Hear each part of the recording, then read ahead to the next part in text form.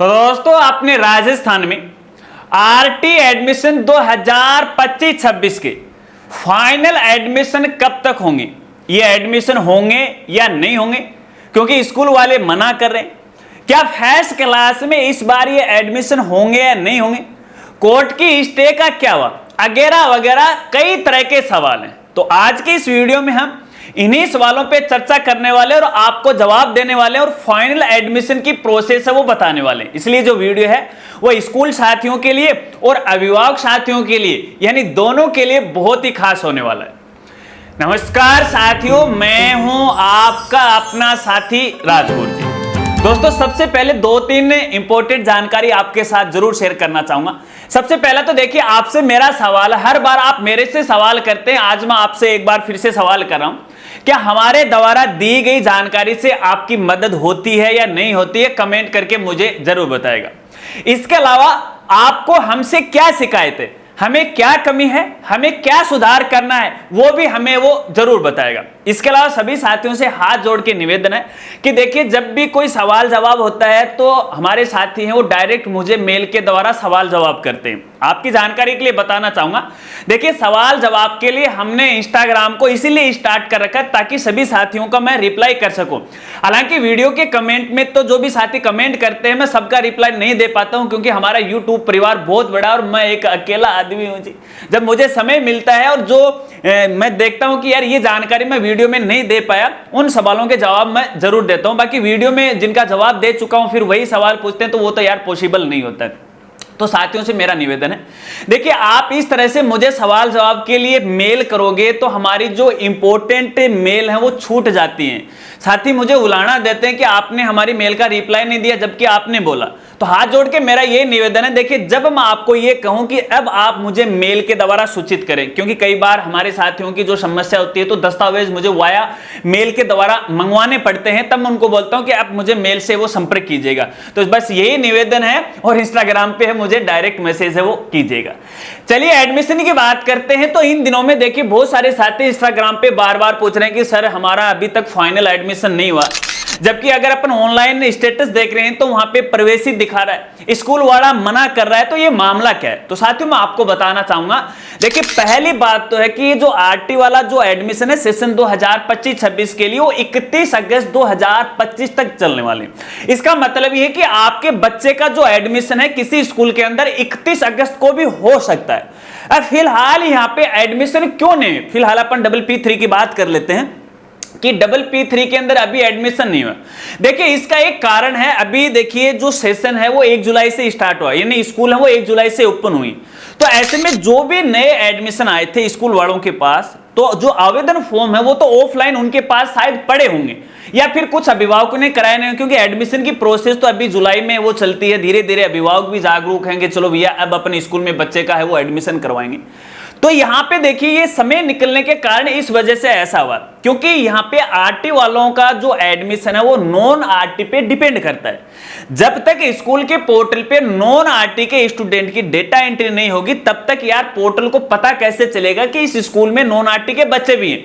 अब धीरे धीरे यहां पे स्कूल वाली डेटा एंट्री शुरू कर देंगे, तब तक है यहाँ पे आपके बच्चे का एडमिशन हो जाएगा। तो ऐसे में स्कूल साथियों से भी मेरा ये निवेदन रहेगा, देखिएगा यदि आपके यहाँ पे आवेदन आ चुके हैं PPP3 क्लास के अंदर या पूर्व प्राथमिक कक्षाओं के अंदर, तो भैया उसे PSP पोर्टल पे जल्दी से जल्दी आप चढ़ा दीजिएगा ताकि आरटी वाले बच्चों का भी यहाँ पे एडमिशन हो सके। स्कूल साथियों को एक राय और मैं देना चाहूंगा, देखिए अगर आपने सेशन 2025-26 के लिए पोर्टल के ऊपर है फर्स्ट SR की डेटा एंट्री नहीं की है तो वो भी कर लीजिएगा, क्योंकि ऑटोमेटिक एडमिशन चलेंगे। यहाँ पे जब आप मैनुअल नॉन आरटी के करोगे तो ऑटोमेटिक यहाँ पे SR है पोर्टल जनरेट करेगा।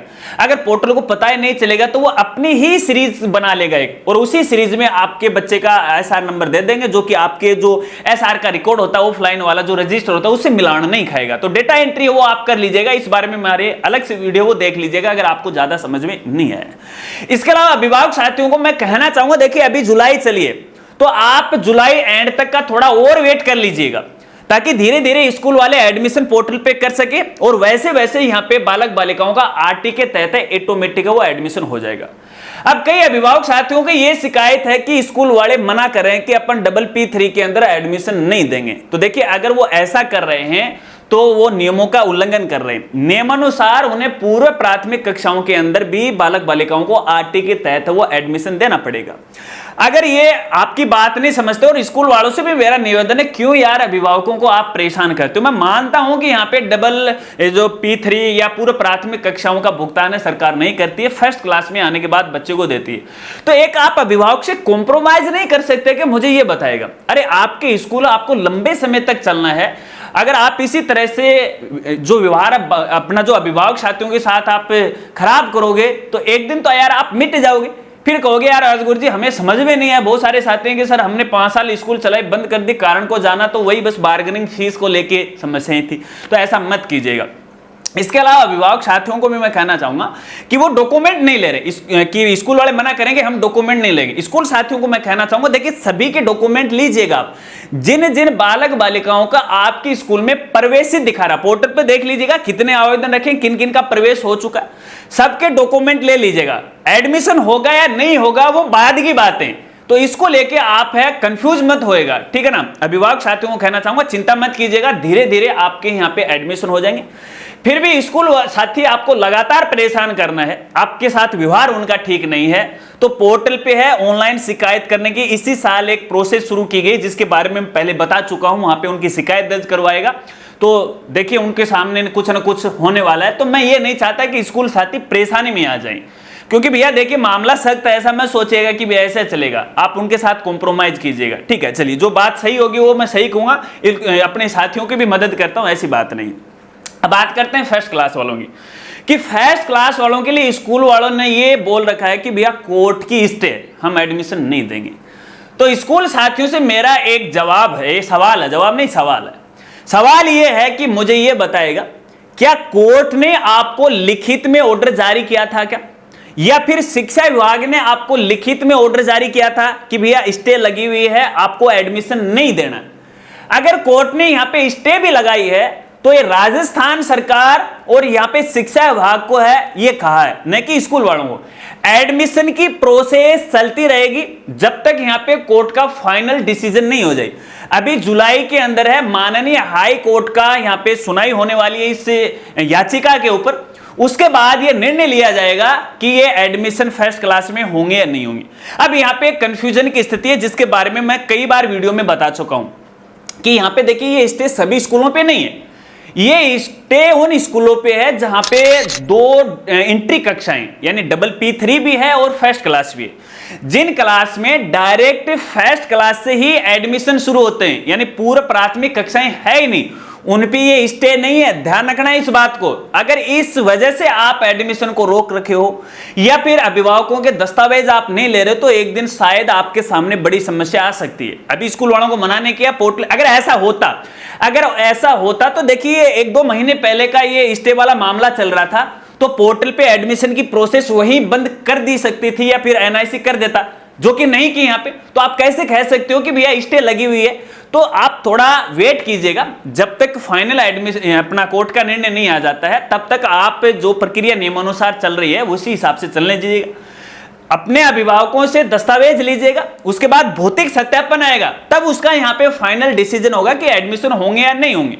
तो इसको लेके भी आप लड़ाई झगड़ा वो मत कीजिएगा। अभिभावक साथियों को मैं कहना चाहूंगा कि आप स्कूल में दस्तावेज जमा करवाएगा जो आपने ऑनलाइन पोर्टल पे अपलोड किए थे, कुछ उसमें ओरिजिनल जाएंगे और कुछ यहाँ पे है उनकी प्रतिलिपि जाएगी, जमा करवा दीजिएगा।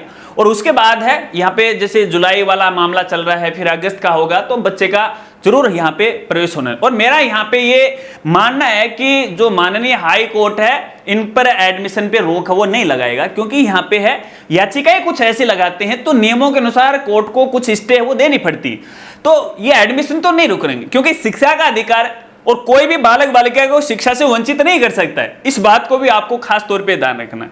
तो यहाँ पे मैं अभिभावक साथियों को मैं ये कहना चाहूंगा कि आप लगातार पोर्टल पे स्टेटस देखिएगा, अगर वहां पे प्रवेशित लिखा हुआ है तो देखिए एडमिशन तो होने वाला है। लेकिन जब तक यहाँ पे नॉन आरटी के स्टूडेंट की डेटा एंट्री स्कूल वालों के द्वारा नहीं की जाएगी, तब तक यार पोर्टल को पता नहीं चलेगा यहाँ पे एडमिशन नहीं होंगे। तो आपको घबराना नहीं है, चिंता नहीं करनी है।